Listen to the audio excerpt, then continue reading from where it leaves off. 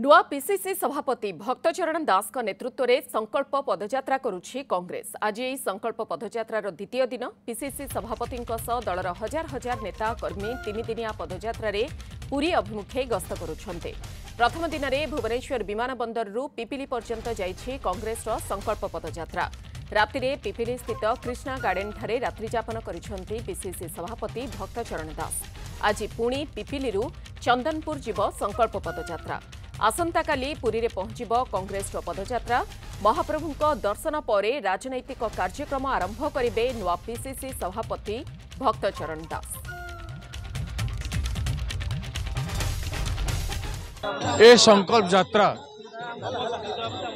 कांग्रेस को निर्माण करने संगे संगे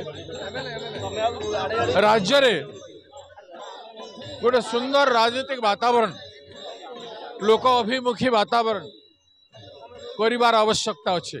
गोटे संपूर्ण परिवर्तन आवश्यकता अच्छे। ए राज्य पाई ए माटी पाई गरीब खटिखिया मजदूर चाषी मूलिया से चाली चाली जाउचंती। बिजु जनता दल बीजेपी दल दीर्घ 25-26 वर्ष शासन करुचंती, किंतु जोटे खटिखिया मजदूर मानकर कौन उपकार होनी।